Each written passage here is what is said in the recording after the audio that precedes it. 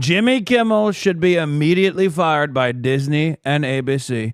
Thank you for your attention to this matter, President Donald J. Trump. Bro, you're the president, man. You're the fucking president. You're the motherfucking president. What are you doing? What is this? Like, he's making a joke about how your wife hates you. Do we have to do a national, like, autism awareness segment every day now where I break down, as an autist myself, I break down autistically what jokes are supposed to make you laugh, like how a joke is crafted, like what the intended effect of a joke is. The joke in no way, shape, or form is a call to assassinate the president. The joke there is that your wife hates you. Okay? That's the joke. But given the attempted assassination of the president and, quote, oh yeah, Jimmy Kimmel, they're after Jimmy Kimmel again. Top Trump administration officials, as the depraved shooter noted in his manifesto at the White House Correspondents Association dinner on Saturday evening, I felt it was prudent to be here today to answer your questions and inform the American people about how the administration is responding to yet another attempt on President Trump's life. Saturday was supposed to be a joyful evening, celebrating free speech and the First Amendment with all of you, members of the...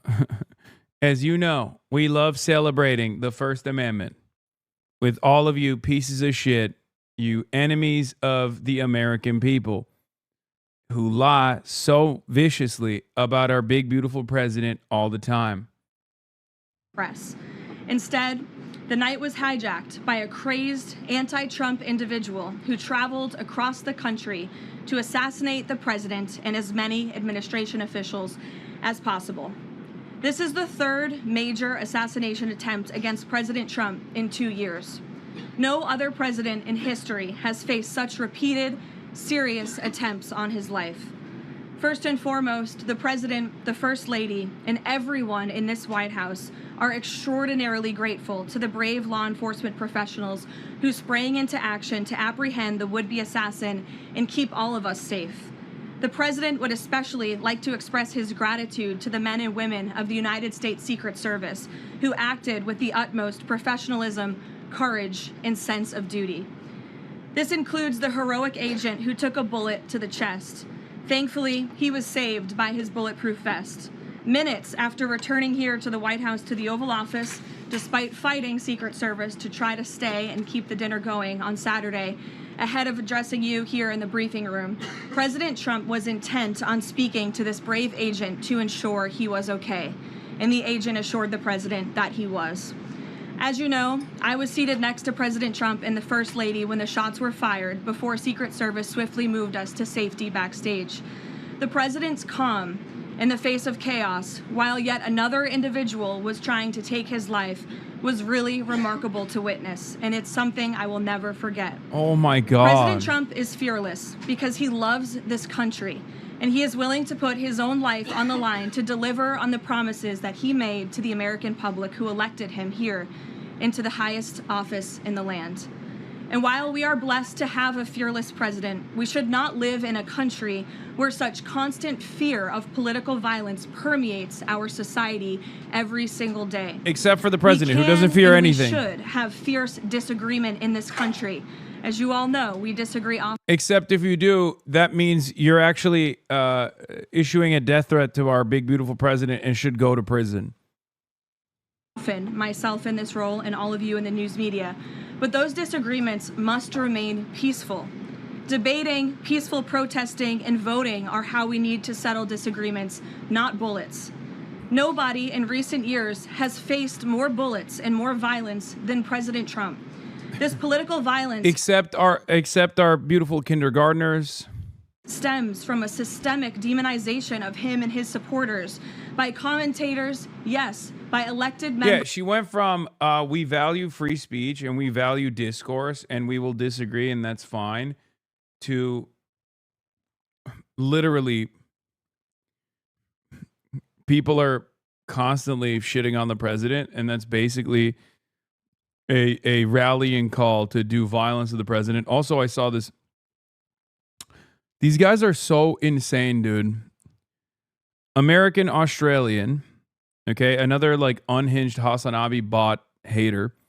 The walls are truly closing in on you, you fucking anti-American rat. Nobody fucking likes you on the left or the right, as you're nothing but a grifter freak, fake-ass, self-projecting, anti-American terrorist-supporting pedophile piece of animal-abusing shit.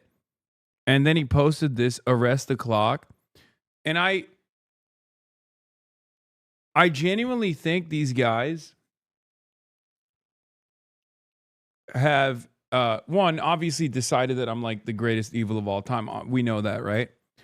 But I think we could just convince them that I went to jail because they hallucinate an alternative reality. If enough of these like drama slop tubers basically decided like Hasan went to prison, it's over.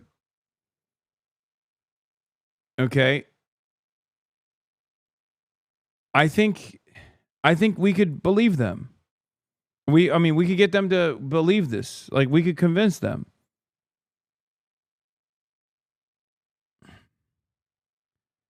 One view, dog? No, it was in my replies I saw. One view and it's you. Oh my God. Of the Democrat Party and even some in the media. Yes, dumbasses. It's a reply to my fucking tweet that I saw in my notifications. And I saw the image. This hateful and constant and violent rhetoric directed at President Trump day after day after day for 11 years has helped to legitimize this violence and bring us to this dark moment. Those who constantly falsely label and slander the president as a fascist, as a threat to democracy, and compare him to Hitler to score political points are fueling this kind of violence. The left-wing cult of hatred against the president and all of those who support him and work for him has gotten multiple people hurt and killed, and it almost did so again this weekend.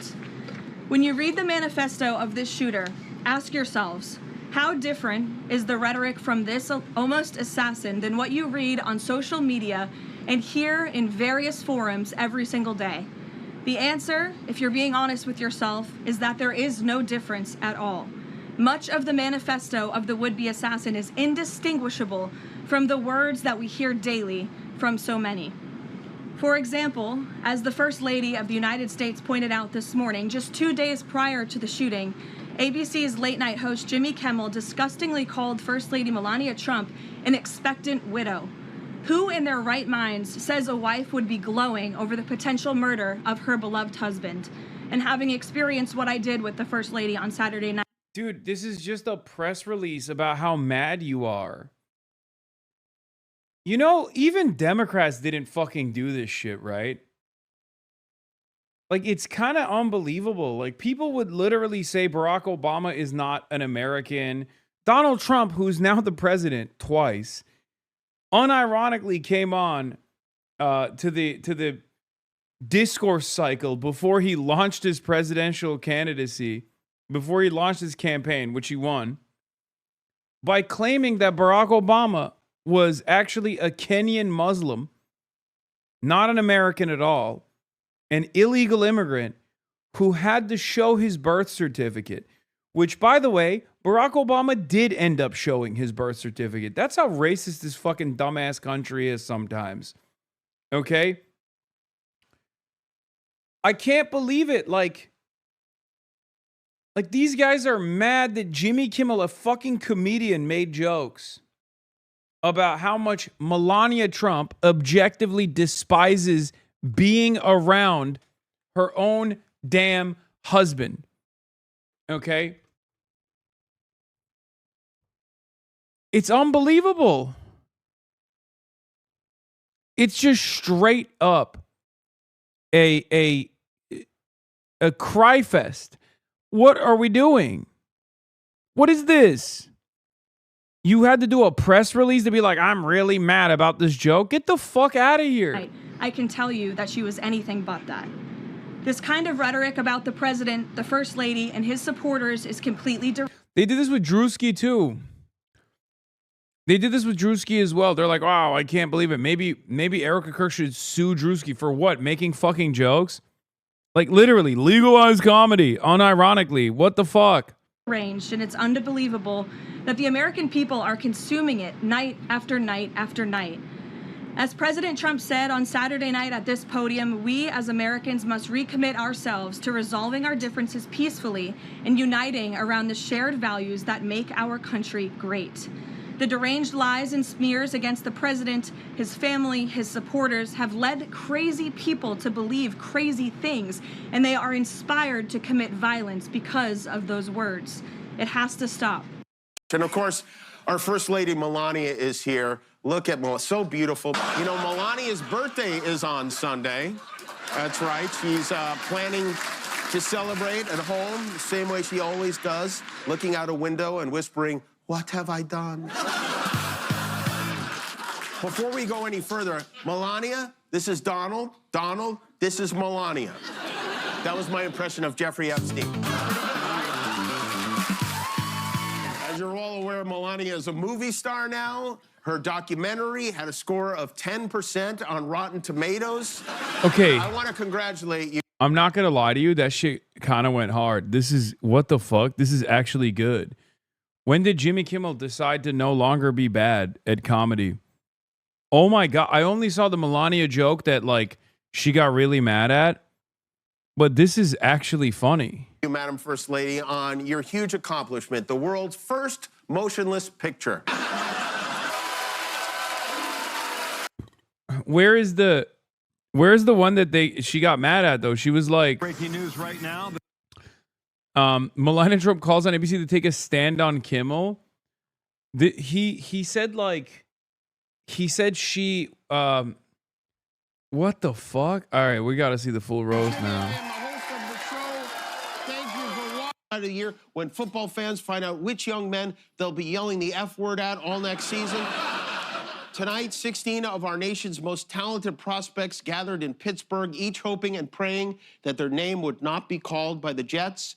And speaking of Jets, President Trump is said to be hashing out a deal that would give the U.S. government up to a 90% ownership stake in Spirit Airlines. And who better to own Spirit than the man who ran his own airline into the ground? We're planning to invest $500 million this year. Might do if our president wasn't a trembling drama queen who's scared of comedy. So give me an intro, Lou, and make it a big one, will you? Live from the Trump Kimmel Center in Washington, D.C., it's the All-American White House Correspondents' Dinner. Here's your host for the night, Jimmy Kimmel. Thank you. That's very kind of. Welcome to the 2026 White House Correspondents' Dinner. Look at you all dressed up in formal wear, dresses, tuxedos. I haven't seen this much black since every page of the Trump Epstein files. We're going to have fun tonight. And I'm happy you decided to stay, Mr. President. And don't worry, if we bruise your ego, it'll only make your hands look less disgusting. Now, the president didn't want me to tell any jokes about him tonight, but he also didn't want to pay me $130,000 to shut up. So here we are. Sorry, mushroom. Ice, baby, ice. By the way, in the unfortunate event that our president has a medical emergency tonight, do we have a doctor in the house? Do we have a Jesus in the house? I always confuse them, too. I get why you think you're Jesus. This guy, every time he walks into a room, people say, Christ, he's back. Okay, never mind. I spoke too soon. Some of them are mid. But you can't have them all be bangers, you know? Also, I can't believe he just like kind of set up a fake White House Correspondents' Dinner with like a fake crowd. You're looking good though, Mr. President. Who did your makeup? Kraft Singles? As the president will tell you repeatedly until you beg him to stop, President Trump has accomplished so much during his second term. He passed new incentives for oil and gas. He put the brakes on solar and wind. That will be your legacy, sir. Breaking wind and passing gas. I do have to ask, though, why do you hate windmills so much? Is it because they can still get turned on by being blown? Marco knows what I'm talking about. He's been there. But I do want to praise the POTUS. Look how far you've come. 30 years ago, you were just some rich guy on Jeffrey Epstein's private jet out of Teterboro, but you worked hard, you stayed friends, you shared some wonderful secrets, and because of that, you were able to fly on that plane 7 more times. Dreams really do come true. Am I right, Dog the Bounty Hunter? That's right. We miss you so much. And of course, our First Lady Melania is here. Look at Melania, so beautiful. Mrs. Trump, you have a glow like an expectant widow. You know, Melania. That was what really, that is the bar. You have a glow like an expectant widow is bars. I'm afraid to report that is actually bars. His birthday is on Sunday. That's right. She's planning to celebrate at home the same way she always does, looking out a window and whispering, "What have I done?" The millennials are pretty good. As you're all aware, Melania is a movie star now. Her documentary had a score of 10% on Rotten Tomatoes, which is a website named after her husband's testicles. And I want to congratulate you, Madam First Lady, on your huge accomplishment, the world's first motionless picture. And that, oh, by the way, before we go any further, Melania, this is Donald. Donald, this is Melania. That was my impression of Jeffrey Epstein. Pretty good, right? That's the best one. I do have an important announcement, and I'm sorry to say it's bad news. J.D. Vance is here. It's hard to get J.D. to come to an event like this. He's a real homebody. His wife had to peel him off the couch. And that reminds me, please do not get up from your seats during the performance because the vice president will them. What a group of patriots. Oh, look at who we have here, Stephen Miller. Which one of you said his name 3 times? Stephen Miller is so racist. The reason he went bald is because his hair was black. Stephen Miller puts the cyst in white supremacist.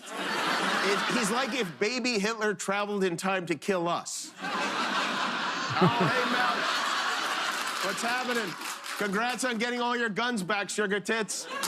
So many stars are here tonight. Mel Gibson, Rob Schneider is here. Kanye is with us. Roseanne is here. The whole cast of Who Used to Be a Millionaire is here. And if anyone starts any trouble, fear not, because FBI Director Kash Patel is standing by. Waitress, can we get Kash a vodka soda and a booster seat, please? You know, Trump announced that he wants to reopen Alcatraz, and Kash was like, "You had me at Alca." I'm not saying Kash Patel has a problem, but his designated driver is Pete Hegseth. Pete, the accelerator's the one on the right and the brake is on. Oh, you know it. Okay. Pete's hair has more oil in it right now than the Strait of Hormuz. And don't worry about the Strait. Pete has a plan. I know that for a fact. His wife accidentally butt-texted the plans to me. And there you go. Later on, Pete's going to read us a Bible passage from Pulp Fiction, so stick around. But Pete's working hard to keep our country safe, and RFK Jr. is working out to make us healthy again. Bobby Kennedy, this is a crazy story. So years ago, he wrote in his diary that he pulled his car over to the side of the road to carve the penis out of a raccoon. His whole family was in the car, and his son asked him, "Dad, why did you do that? Why did you chop the penis off a dead animal?" And he looked at his son and he said, "Because I'm a psychopath." Now get out of this car and go get measles.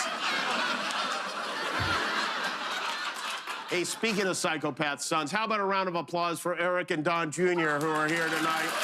Hey, guys, what's up? If there's time, maybe I can introduce you to your father later on, huh? So Don Jr. and his fiance just had their bridal shower at Mar-a-Lago, and the rumor is that their wedding might happen at the White House, which, wouldn't that be amazing? We could see a Donald Trump get married and a Donald Trump get divorced in the same building. The wedding will be just like Don Jr.'s veneers, big and white. I don't know what you're laughing about. When Eric was born, he was so ugly, his father asked Pam Bondi to redact his name from the birth certificate. Eric, I'm so sorry you were able to make it tonight, but you look great. You look like an elbow with a face on it. Tickets to this event were very difficult to get. Not everyone was invited. Kristi Noem isn't here, but actually her husband is. Oh, where is her husband? Where is he? Oh, there he is. Oh, no, wait, I'm sorry. That's Marjorie Taylor Greene. But I get why Kristi stayed home. If my husband had tits like that, I wouldn't leave the house either. All right, I'm almost out of time. Brendan Carr's given me the light. Brendan Carr is the head of the FCC. Back in September, he tried to get my affiliates to throw me off the air. He said we could do this the easy way or the hard way. Same thing he said to Lindsey Graham 10 minutes ago in the all-gender restroom. By the way, where is Lindsey Graham? I know he's here. I saw his Little Mermaid bubble wand in the coat check. Can someone please ping Lindsey on Grindr? Oh, there you are, you sexy little warmonger. What a night. You guys have been so great. And in all seriousness, I do want to thank the president. Are they actually getting roasted? No, dude. What the fuck? You can't tell that, like, it's clearly from... They clearly took footage from, like, different State of the Unions and stuff like that. And we are the hottest country in the world right now, and that's all because of you, sir. You truly are the goat and a monkey and a pig.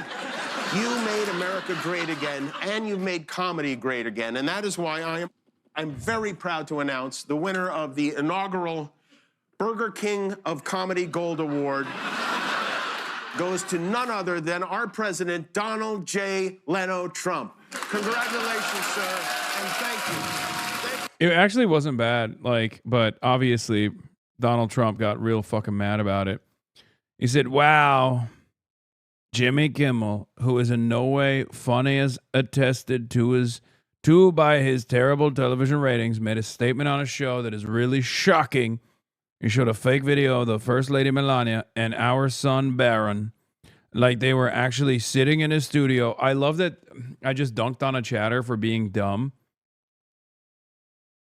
A little bit, like slightly dunked on a chatter, being like, no, obviously he's not in the fucking studio.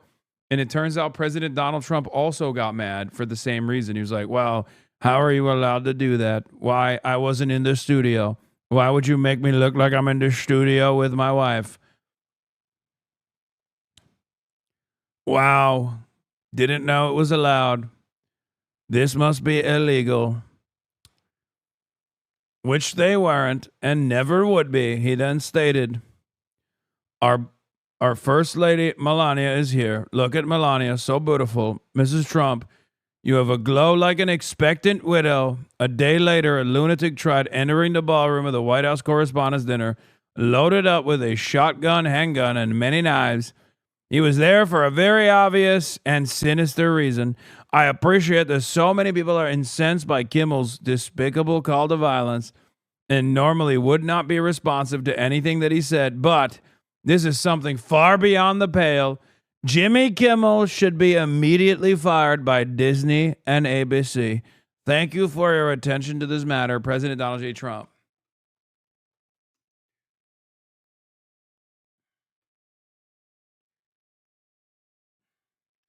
Bro, you're the president, man. You're the fucking president. You're the motherfucking president. What are you doing? What is this? Like, he's making a joke about how your wife hates you. Do we have to do a national, like, autism awareness segment every day now? Where I break down, as an autist myself, I break down autistically what jokes are supposed to make you laugh. Like, how a joke is crafted, like what the intended effect of a joke is. The joke in no way, shape, or form is a call to assassinate the president.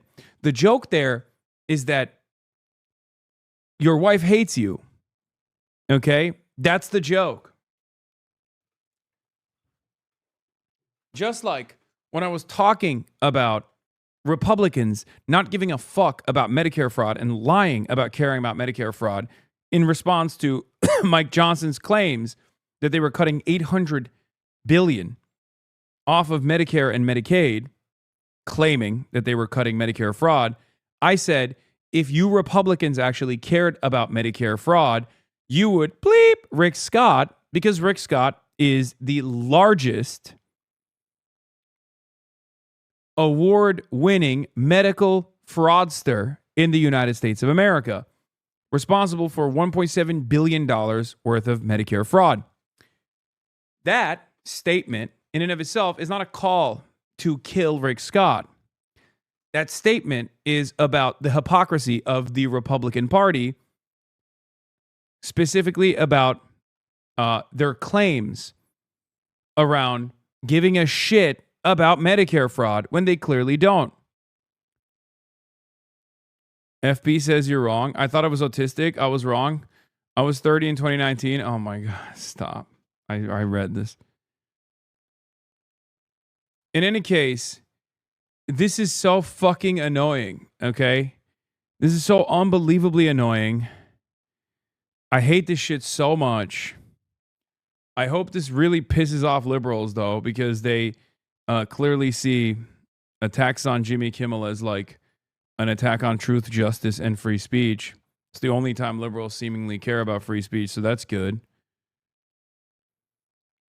Yeah, White House also posted this shit this morning. Enough is enough. I do think that the hate speech of the Democrats is very dangerous. I really think it's dangerous for the country. Anyway, on that note, I'm very tired, everybody. Are you siring a filter? Your head looks so big. Yes. That's all I got for tonight. Okay. Tomorrow is a busy day, as always. Love you guys. Thank you for watching. Thank you for sticking with me. And I'll be back tomorrow. Same time, same place. You already know. All right. Peace, everybody. Bye-bye.